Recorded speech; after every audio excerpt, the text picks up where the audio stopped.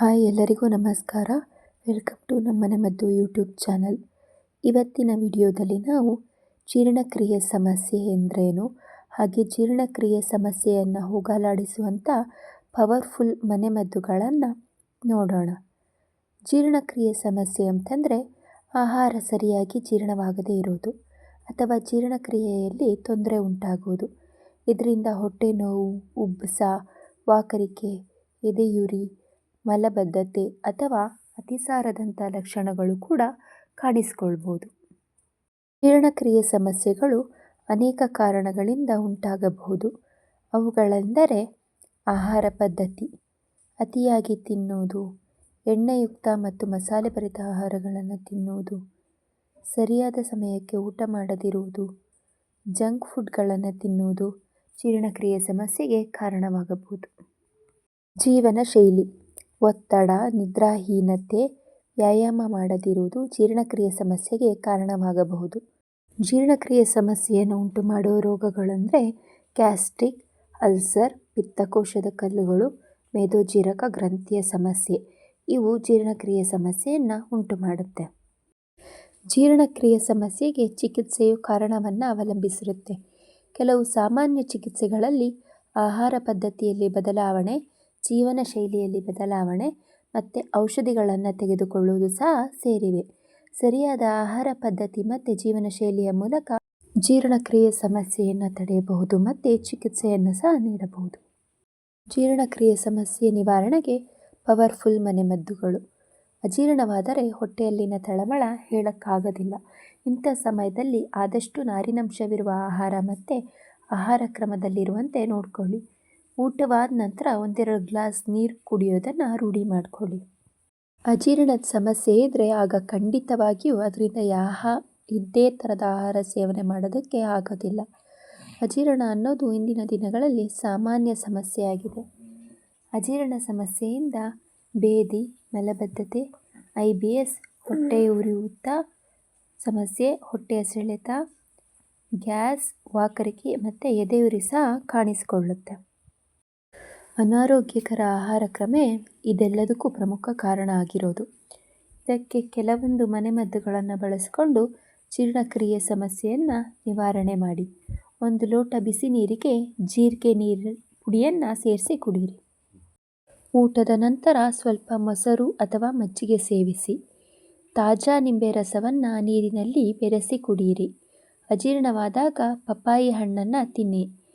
ದಾಲ್ಚಿನ್ನಿ, ಲವಂಗ ಮತ್ತು ಜೀರಿಗೆಯನ್ನು ಚಹಾದಲ್ಲಿ ಅಥವಾ ಬಿಸಿ ನೀರಿಗೆ ಸೇರಿಸಿ ಕುಡಿಯಿರಿ. ಆಹಾರ ಸರಿಯಾಗಿ ಜಗಿಯಿರಿ. ಜೀರ್ಣಕ್ರಿಯೆಯ ಪ್ರಮುಖ ವಿಚಾರ ಅಂದರೆ ಆಹಾರವನ್ನು ಸರಿಯಾಗಿ ಜಗಿಯಬೇಕು. ಆಹಾರ ಸರಿಯಾಗಿ ಜಗಿದ್ರೆ ಆಗ ಅದು ಜೀರ್ಣ ಆಗೋದಕ್ಕೆ ತುಂಬ ಸುಲಭ ಆಗುತ್ತೆ. ಇದರಿಂದ ದೇಹವು ಬೇರೆ ಕಾರ್ಯಗಳ ಕಡೆ ಗಮನ ಹರಿಸಬಹುದು. ಇದರಿಂದಾಗಿ ನಿಧಾನವಾಗಿ ಆಹಾರ ಸೇರಿಸಿ ಮತ್ತು ಆಹಾರವನ್ನು ಚೆನ್ನಾಗಿ ಜಗಿಯಿರಿ. ನೀವು ಊಟ ಮಾಡಲು ಯಾವತ್ತಿಗೂ ಅವಸರ ಮಾಡಬೇಡಿ. ಅಧಿಕವಿರುವ ಆಹಾರ. ಜೀರ್ಣಕ್ರಿಯೆಯಲ್ಲಿ ನಾರಿನಂಶ ಪ್ರಮುಖ ಪಾತ್ರ ವಹಿಸುವುದು. ಕರಗುವ ಮತ್ತು ಕರಗದ ನಾರು ಎರಡೂ ಜೀರ್ಣಕ್ರಿಯೆಗೆ ಪ್ರಮುಖ ಪಾತ್ರ ವಹಿಸುವುದು.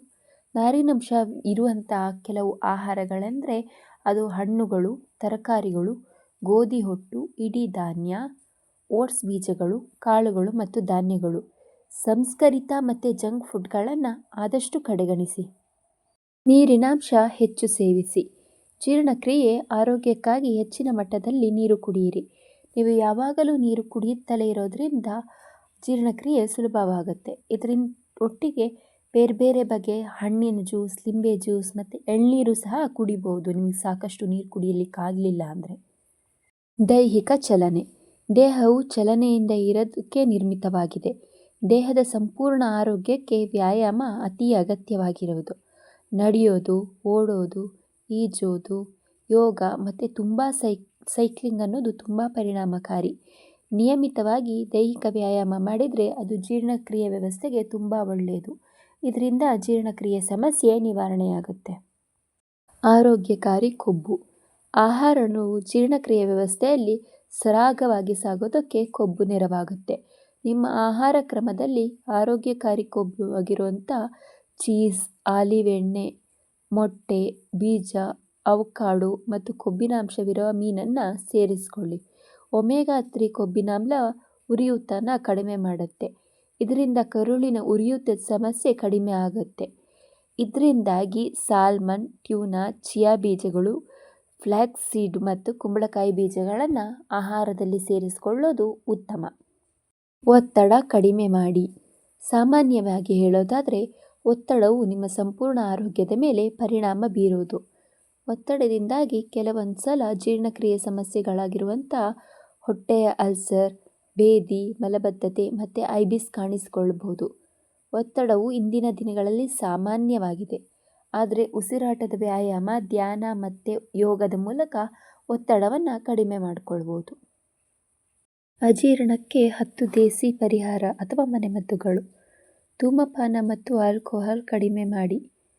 ಧೂಮಪಾನ ಮತ್ತು ಆಲ್ಕೋಹಾಲ್ನಲ್ಲಿ ನಮ್ಮ ಸಂಪೂರ್ಣ ಆರೋಗ್ಯದ ಮೇಲೆ ಪರಿಣಾಮ ಬೀರುತ್ತೆ. ಇದರಲ್ಲಿ ಮುಖ್ಯವಾಗಿ ಗಂಟಲಿಗೆ ಕಿರಿಕಿರಿ ಆಗುತ್ತೆ ಧೂಮಪಾನದಿಂದ. ಇದರ ಪರಿಣಾಮ ಹೊಟ್ಟೆಯಲ್ಲಿನ ಸಮಸ್ಯೆ ಕಾಣಿಸ್ಕೊಳ್ಬೋದು. ಆಲ್ಕೋಹಾಲ್ನಲ್ಲಿ ಹೆಚ್ಚಿನ ಮಟ್ಟದ ವಿಷವಿರುವ ಕಾರಣ ಇದು ಯಕೃತ್ ಮತ್ತು ಹೊಟ್ಟೆಯ ಪದರಕ್ಕೆ ಹಾನಿ ಉಂಟು ಮಾಡುತ್ತೆ. ಹೊಟ್ಟೆಯ ಸಮಸ್ಯೆ ಇರುವಂಥ ಜನರು ಧೂಮಪಾನ ಮತ್ತು ಮದ್ಯಪಾನ ಮಾಡುವುದನ್ನು ಕಡೆಗಣಿಸಿದರೆ ಒಳ್ಳೆಯದು. ಶುಂಠಿ. ಅಜೀರ್ಣ ನಿರ್ವಹಣೆ ಮಾಡುವಲ್ಲಿ ಶುಂಠಿ ಪ್ರಮುಖ ಪಾತ್ರ ವಹಿಸುತ್ತೆ. ಇದನ್ನು ಹೆಚ್ಚಿನ ಅಡುಗೆಗಳಲ್ಲಿ ಸಹ ಬಳಸಿಕೊಳ್ಳಲಾಗುತ್ತೆ. ಆಂಟಿ ಆಕ್ಸಿಡೆಂಟ್ ಆಗಿರುವಂತಹ ಜಿಂಜರಾಲ್ ಇದರಲ್ಲಿದ್ದು ಅಜೀರ್ಣ ಮತ್ತು ವಾಕರಿಕೆ ನಿವಾರಣೆ ಮಾಡುವುದು. ಇದರಲ್ಲಿ ಇರುವಂಥ ಫಿನಾಲಿಕ್ ಅಂಶ ಗ್ಯಾಸ್ಟ್ರಿಕ್ ಸಂಕೋಚನ ಕಡಿಮೆ ಮಾಡುವುದು ಮತ್ತು ಜಠರಗಳಿನ ಉರಿಯೂತದಿಂದ ಪರಿಹಾರ ನೀಡುವುದು. ಇದು ಉರಿಯೂತವನ್ನು ಸಹಿತ ತಗ್ಗಿಸುತ್ತೆ. ನೆಲ್ಲಿಕಾಯಿ. ನೆಲ್ಲಿಕಾಯಿಯು ನಮ್ಮ ಆರೋಗ್ಯಕ್ಕೆ ತುಂಬ ಪರಿಣಾಮಕಾರಿ ಅಂತ ನಾವೀಗಲೇ ತಿಳ್ಕೊಂಡಿದ್ದೀವಿ. ಇದು ಮೂತ್ರವರ್ಧಕ, ವಿರೇಚಕ, ಬ್ಯಾಕ್ಟೀರಿಯಾ ವಿರೋಧಿ, ಉರಿಯೂತ ವಿರೋಧಿ ಮತ್ತು ವೈರಲ್ ವಿರೋಧಿ ಗುಣಗಳನ್ನು ಹೊಂದಿದೆ. ಈ ಎಲ್ಲ ಗುಣಗಳು ಜೀರ್ಣಕ್ರಿಯೆಯನ್ನು ವೃದ್ಧಿಸುತ್ತೆ ಮತ್ತು ಅಜೀರ್ಣ ಸಮಸ್ಯೆಯನ್ನು ನಿವಾರಣೆ ಮಾಡುತ್ತೆ. ಜೀರಿಗೆ. ಫೆಂಚೋನ್ ಮತ್ತು ಎಸ್ಟ್ರಾಗೋಲ್ ಎನ್ನುವ ಎಣ್ಣೆ ಅಂಶವು ಜೀರಿಗೆ ಮತ್ತು ಸೋಂಪು ಕಾಳುಗಳಲ್ಲಿದೆ. ಇದು ಕರುಳಿನಲ್ಲಿರುವಂಥ ಗ್ಯಾಸನ್ನು ನಿವಾರಣೆ ಮಾಡುತ್ತೆ ಮತ್ತು ಗ್ಯಾಸನ್ನು ತಡೆಯುತ್ತೆ. ಇದು ಗ್ಯಾಸ್ಟ್ರಿಕ್ ರಸ ಬಿಡುಗಡೆ ಮಾಡುವ ಪರಿಣಾಮವಾಗಿ ಜೀರ್ಣಕ್ರಿಯೆ ಪ್ರಕ್ರಿಯೆಯು ತುಂಬ ಸರಾಗವಾಗಿ ಆಗುತ್ತೆ. ಆಂಟಿಸ್ಪಾಸ್ಮೋಡಿಕ್ ಗುಣವು ಸ್ನಾಯುಗಳಿಗೆ ಆರಾಮ ನೀಡುತ್ತೆ.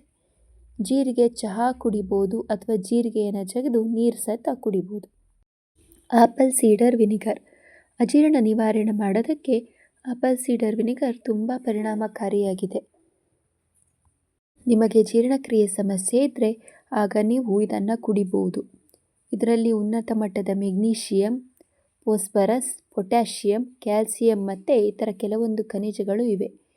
ವಿನಿಗರ್ ನೈಸರ್ಗಿಕವಾಗಿ ಆಮ್ಲೀಯ ಗುಣ ಹೊಂದಿದೆ ಮತ್ತು ಇದು ಕೊಬ್ಬನ್ನು ಬೇರ್ಪಡಿಸುತ್ತೆ ಮತ್ತು ಆಮ್ಲೀಯ ಹಿಮ್ಮುಖದ ಹರಿವನ್ನು ತಡೆಯುತ್ತೆ. ನೀರು ಅಥವಾ ಜೇನುತುಪ್ಪ ಹಾಕ್ಕೊಂಡು ವಿನಿಗರ್ನ ಸೇವಿಸಬಹುದು. ಲವಂಗ. ಹೊಟ್ಟೆಯಲ್ಲಿನ ಗ್ಯಾಸ್ ಕಡಿಮೆ ಮಾಡುವ ಮತ್ತು ಗ್ಯಾಸ್ಟ್ರಿಕ್ ಸ್ರವಿಸುವಿಕೆ ಹೆಚ್ಚಿನ ಗುಣ ಲವಂಗದಲ್ಲಿದೆ. ಇದು ಜೀರ್ಣಕ್ರಿಯೆಗೆ ವೇಗವನ್ನು ನೀಡುತ್ತೆ. ಒತ್ತಡ ಹಾಗೂ ಸೆಳೆತ ಕಡಿಮೆ ಮಾಡುತ್ತೆ. ಲವಂಗವು ವಾಕರಿಕೆ ಮತ್ತು ವಾಂತಿಯನ್ನು ತಡೆಯುತ್ತೆ. ಹೊಟ್ಟೆಯ ಸಮಸ್ಯೆ ಇದ್ದರೆ ಆಗ ನೀವು 1 ಅಥವಾ 2 ಚಮಚ ಲವಂಗ ಹುಡಿಯನ್ನು 1 ಚಮಚ ಜೇನುತುಪ್ಪದ ಜೊತೆ ಬೆರೆಸ್ಕೊಂಡು ರಾತ್ರಿ ಮಲಗುವ ಮುಂಚೆ ಸೇವಿಸಿದ್ರೆ ಒಳ್ಳೆಯದು. ವಾಕರಿಕೆ ಮತ್ತು ಎದೆಯುರಿಯುವಂಥ ಸಮಸ್ಯೆ ಇದ್ದರೆ ನೀವು 7-8 ಲವಂಗವನ್ನು ಕುದಿಯ ನೀರಿಗೆ ಹಾಕ್ಕೊಂಡು ಲವಂಗ ಚಹಾವನ್ನು ತಯಾರಿಸ್ಕೊಂಡು ದಿನದಲ್ಲಿ 1 ಅಥವಾ 2 ಸಲ ಸೇವಿಸೋದ್ರಿಂದ ವಾಕರಿಕೆ ಅಥವಾ ಎದೆಯುರಿ ಸಮಸ್ಯೆ ನಿವಾರಣೆ ಆಗುತ್ತೆ. ಇವಿಷ್ಟು ಜೀರ್ಣಕ್ರಿಯೆ ಸಮಸ್ಯೆ ಹಾಗೆ ಜೀರ್ಣಕ್ರಿಯೆ ಸಮಸ್ಯೆಗೆ ಯಾವ ಥರ ಮನೆಮದ್ದನ್ನು ಉಪಯೋಗಿಸ್ಕೊಳ್ಬೋದು ಅನ್ನುವಂಥ ಮಾಹಿತಿಯಾಗಿತ್ತು. ಇನ್ನು ಇಂತಹ ಹೆಚ್ಚಿನ ವಿಡಿಯೋಗಳಿಗಾಗಿ ನಮ್ಮ ಚಾನಲ್ನ ಲೈಕ್ ಮಾಡಿ, ಶೇರ್ ಮಾಡಿ ಹಾಗೆ ಸಬ್ಸ್ಕ್ರೈಬ್ ಮಾಡಿ. ಧನ್ಯವಾದಗಳು.